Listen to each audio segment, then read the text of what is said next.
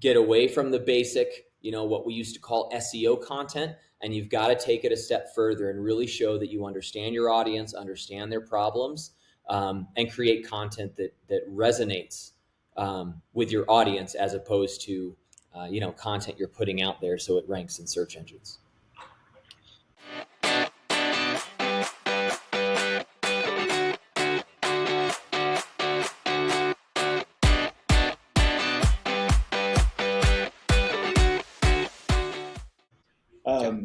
Were there any types of content or content strategies that you've kind of seen work really well over this last year for e-com brands? So when we're looking at content strategy for e-commerce brands, it's really important that we're getting into a greater depth and higher quality of content versus what we've done in previous states. And what I mean by that is what we've seen before is sometimes e-commerce brands and businesses will put out very basic informational content like definitions, what is, top 10 lists. If the information that you're putting out is commoditized, something that you could go plug into ChatGPT and get that information in short order, that's something that you should be questioning. So you have to dig deeper in who your audience is, look at the personas, and I think persona mapping is a really important part of this process in today's ecosystem. Right? So you need to be creating content specifically for your audience at the different stages of the buyer's journey, and really honing in on, for that audience, what are their pain points? What are their frustrations? What are their needs? What are the problems that they're seeking to solve?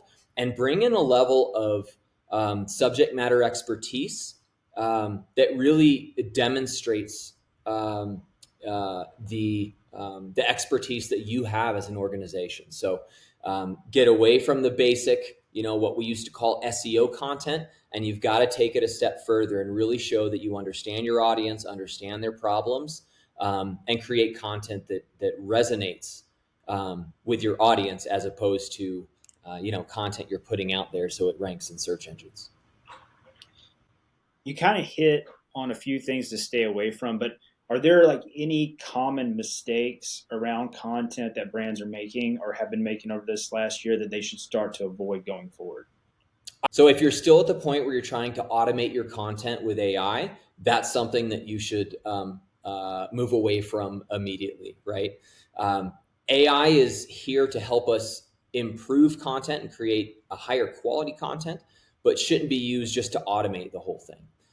As I mentioned before, going through and just creating definitions and churning out large-scale content in volume that's really basic information, that stuff is just going to be commoditized. Again, if you can just throw it into ChatGPT and get that information in short order, you have to understand that all of your competition can do the same thing.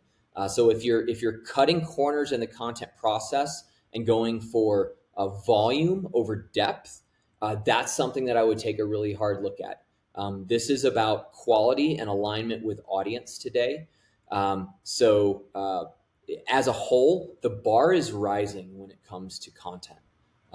You should be looking for ways that you can come out with truly original and innovative content that isn't already out there on the web, or at least new perspectives, and make sure that there's enough subject matter expertise woven in that you're delivering truly valuable content that outside of SEO has value, right? The types of things that you promote in social media, that you can send out in newsletters, that you could use for a lead magnet on the website, but it needs to pass a smell test in an authentic way, where if your audience gets a hold of it, they're actually tuned into it, right? They might actually share it. They might send it to somebody or take some kind of action, not just have it rank in search engines and get spit out by AI.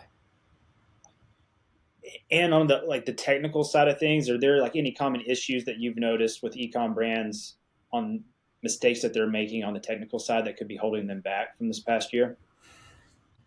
I would say, some of the important basics are making sure that you've got a well-structured hierarchy. We do a lot of Shopify sites, so you want to make sure that you've got things well organized into collections in ways that make sense.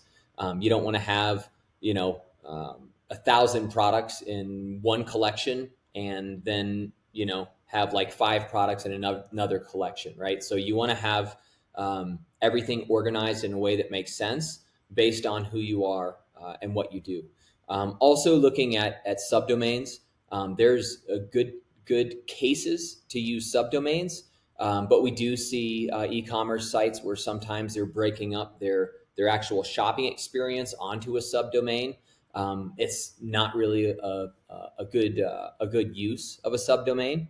Subdomains are better used when you want to make a separation between that content away from maybe the core mission of the website, who you are and what you do, and certainly looking at canonicalization too. That's a really important one. So when you look at all the different variations of your products, different sizes, different colors, you want to make sure that you're handling your canonicals in such a way that you're communicating to search engines what the core product is and what the variations of those products are. For a brand that hasn't paid attention to the technical side, or at least in a while, as they move forward, like what are like the first few things that they should kind of just dig into and focus on, just to make sure that they're either on the right track, or that they need to make sure that there's no problems there as they go into the next year? I mean, I do think it starts with an audit. So it depends on where they're starting from. If they're doing an audit from scratch, they need to go in and look at, what are the pages that actually have some level of performance? What are the pages that don't have performance? And is that aligned with their goals and their priorities? I would definitely take a look at, what does the content look like from the, category pages down to the PDP pages, making sure that there is ample content on those pages.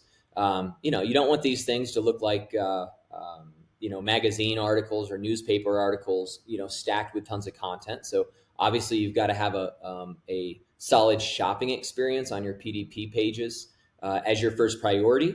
But building content below those primary conversion points can be really valuable, right? And that's valuable to Google, but it's also valuable to users. If you're looking at an individual product, and you're looking for more information, oftentimes you will scroll down lower. So there's a chance where you can capture people when they're in more of that commercial state, when they're not quite ready to pull the trigger, to make sure that you've got additional selling factors, additional